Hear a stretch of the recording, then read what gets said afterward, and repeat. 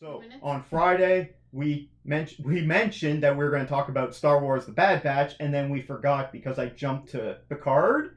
I was jumping around because we had just done Star Wars, so I went to Star Trek. But then we ran out of time, so I didn't jump back to Star Wars. So episode 12 of season 2, it's called The Outpost. Yeah. Okay, spoilers for this episode. Oh, spoilers. We're basically telling you guys what happens in this This is show. all about Crosshair, who was the member of the Bad Batch that left last season. Well, this was such a good episode for me. Well, so powerful. He finally got the point that he's working for bad guys. Yeah, and that they don't care about him. But instead of just leaving, of course, he has to shoot his bosses. Because he's an assassin. There's some really powerful storytelling in this.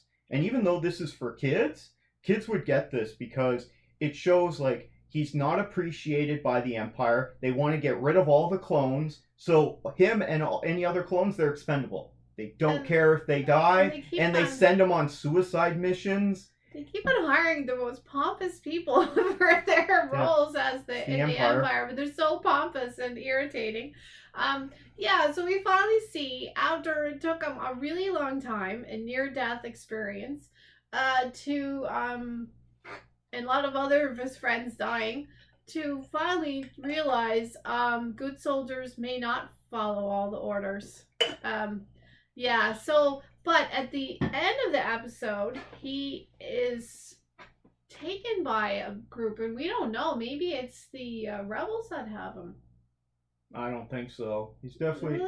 we don't know where he is, but the point of this episode is they meet up with some clones that have been essentially left to fend for themselves without any supplies or backup for months. And they've been dying off. Yes, and they've been dying in this terrible Arctic place like planet. Hoth. And then they show up, so the Empire shows up and Crosshair's with them. And then him and the commander get sent on this terrible mission for no reason. Impossible mission. And what they realize in the end is the cargo that they've been given their lives for is just...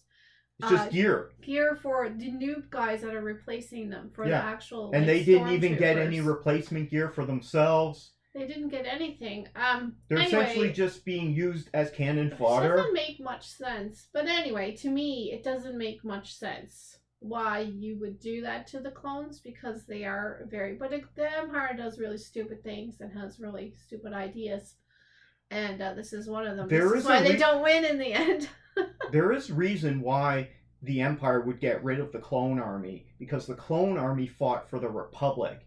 And the more time that goes by, the clones that are still alive realize they're no longer fighting for the Republic. They fought this whole war for years, and now the Empire has taken over, and the Republic no longer exists, and that's why they keep going AWOL.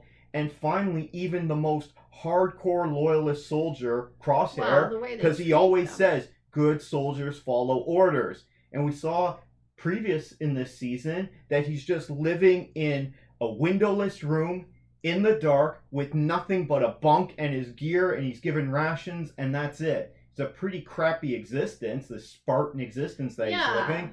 And he finally realized, even though he's following orders, they're giving them orders to kill them off. Yeah, with all his experience and with Cody leaving and I don't know. It took him a long time. He's very stubborn. Well, you also have to consider the programming from the chip in his head. Obviously, so now someone is doing something in that manner to him at the end of the episode. So that's the interesting part. Who has him? I think it might be the rebels. I don't think so. Because it doesn't look like a normal facility. If it was a normal facility, you wouldn't be asking those questions. It would look like the other places. He got arrested by Imperial troops. They wouldn't just give him over to the rebels. I don't know. He would be just discarded, I believe. They didn't want to give care to any of them. My hope for what happens here is that the rest of the Bad Batch, or maybe Captain Rex and Echo, are going to save him. In which case, he's going to reunite with Hunter and Crusher. Is it Crusher or Wrecker? I can't remember. It's Wrecker, yeah. With Hunter, Wrecker, Tech, and Omega, and then Crosshair's going to join them. Yeah, maybe the other guy will come back. I don't know. But the thing is, I thought he might call out to them for help when he was stuck in the storm with that other trooper there. I thought he might call for help for them. He didn't realize until he got back and had to deal with that lieutenant. Yeah, 'Cause he's he kind of saved- dumb, really. I should have realized Well, how they're he's a being well-trained treated. soldier. I guess. Let me tell you, we were just talking about how we haven't been getting Star Wars movies, but let me tell you, the animation is where it's at. It's such amazing storytelling. It's so powerful and Yeah, profound. I'm so glad we got another good episode. I mean, there have been some filler ones, but I'm seeing now we get some But good ones too. Even with the filler episodes, I'm still 100% on board with this show. If you haven't checked out Star Wars The Bad Batch or the other animated series, if you're interested in Star Wars or just good sci-fi storytelling, check out this show. It's amazing. What does anyone out there think about Star Wars The Bad Batch Season 1 or 2? Is anyone watching this, or are we the only We're ones? telling them what happens. I They don't think can it has a follow lot along. of viewers. However, you're going to want to check this out on Disney Plus. It's amazing. Let us know what your thoughts are down in the comments below. We'll read them out in the next episode.